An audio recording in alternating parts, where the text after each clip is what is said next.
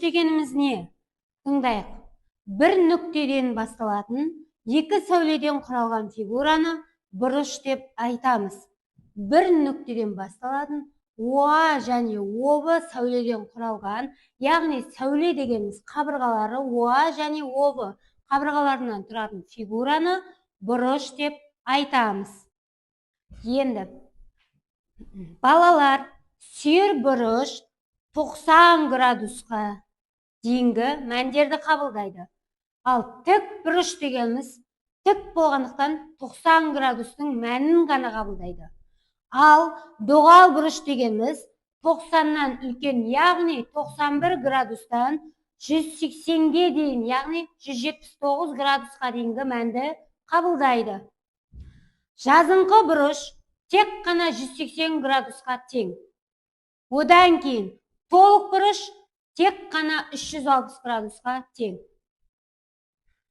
Балалар, градус туралы қызықты мәліметтер айтып өтейін. Градус дегеніміз латын тілінен алынған, яғни қадам, саты дегенді береді. Градус 2500 жыл бұрын Вавилонда аспанды зерттеу үшін қолданған. Алпыстық санау жүйесіне негізделген сағат сияқты. Градустың белгісі 1 градус оқылуы. Міне. Енді минут пен секундта қалай айтылады? 1 градуста 60 минут бар, 1 минутта 60 секунд бар. Яғни минутты 1 таяқшамен, секундты 2 таяқшамен. Сонда 1 градуста 3600 секунд бар. Енді наған қараймыз? Қалай оқылуын айтайын. АОБ бұрышының мәні 35 градус 20 минут 15 секунд деп оқимыз. Енді оларды қалай ондық бөлшекке айналдырамыз? Яғни 1 градуста 60 минут болғандықтан 30 минутымыз 0,5 градус. Яғни 30-ды 60-қа бөлеміз. Дәл солай 15 градусты 60-қа бөлсек 0,125 градус шығады. Енді нан оқылуын қалай оқимыз? 12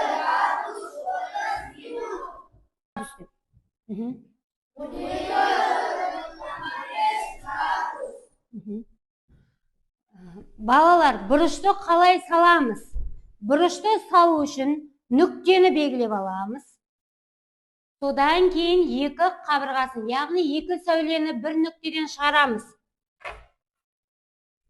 Бірінші сәуле, екінші сәуле.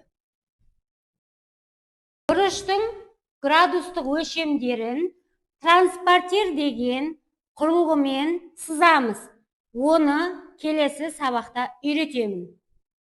Балалар, бүгін бұрыш тақырыбында ертегілер әлеміне саяхат жасаймыз.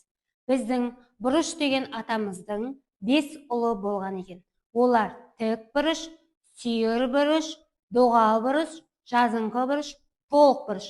Осыған байланысты ертегіні тыңдайық. Экранға назар аударыңдар. Геометрия елінде бір үйдің 5 баласы болыпты. Олардың әрқайсысының өзіндік мінезі мен өнерлері бар екен. Қане, танысайық.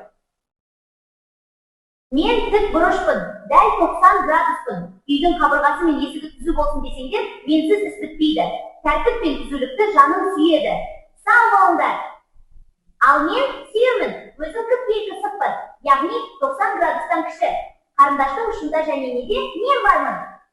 Уаха! Мен доғал ағаларымын. Кең пейілмін, құшағымды кең жаямын, 90 градустан үлкенмін. Жайлы шатыр мен кең диван менің мекенім. Мен жазыңқы бұрышпын. Ешқайда бұрылмаймын, түп түзімін. Дәл 180 градуспын. Екі тік ағам қосылса, мен боламын. Мен сенімді жолмын. Мен ең кіші толық бұрышпын. Мен айналамын және түйдер жасаймын.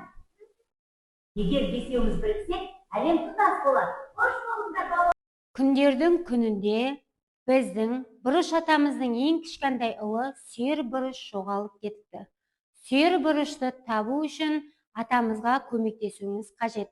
Ол үшін бірнеше тапсырмаларды орындау арқылы сүйір бұрышты еліне қайтарамыз. Олар мына жерде тік бұрыштарды атаңдар. Бар ма тік бұрыш? Бұл жерде сүйір бұрыш 17 градус. Бұл жерде сүйір бұрыш 9 градус. Бұл жерде сүйір бұрыш 89 градус.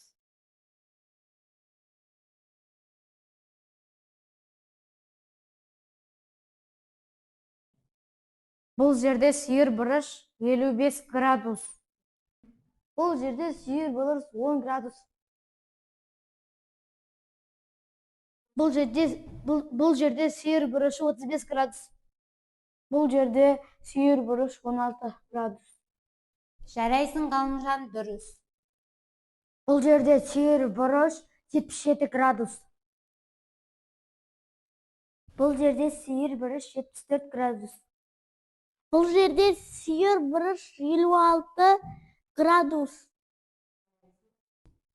Бұл жерде доғал бұрыш 91 градус. Бұл жерде доғал бұрыш 150 градус. Бұл жерде жазаңқы бұрыш 185 градус. Бұл жерде жазыңқы бұрыш 180 градус. Бұл жерде доғал бұрыш 100 градус. Жарайсыңдар балалар. Бұрыштардың түрлерін анықтау арқылы бұрыштардың әртүрлі суреттерін көрдік.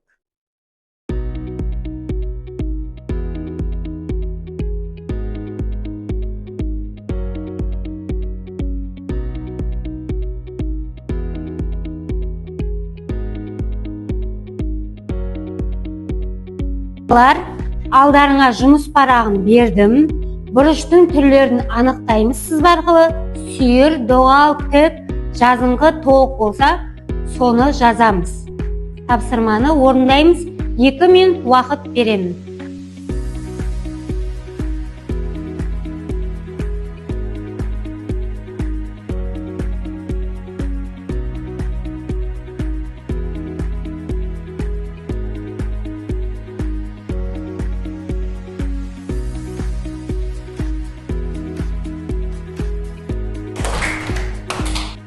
Балалар, тақтада дұрыс жауап берілген көршімен алмасып бір-бірлеріңді тексеретіндер.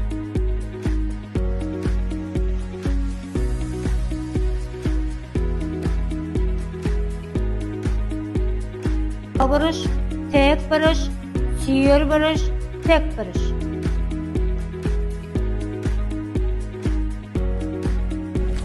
Апай, Ермаханда 16-ның 16-сы да дұрыс.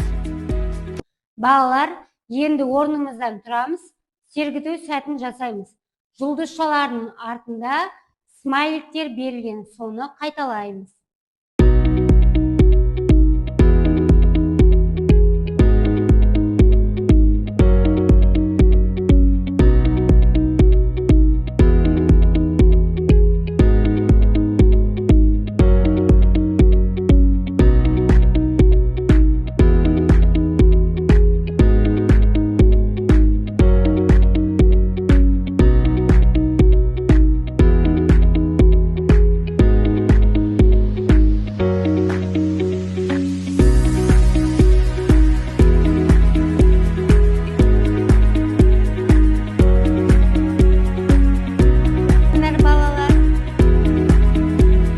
Балалар, сабақты қорытындылау үшін 10 сұрақтан тұратын тапсырма берілген. Қазір бұрыштың түрлерін ажыратамыз.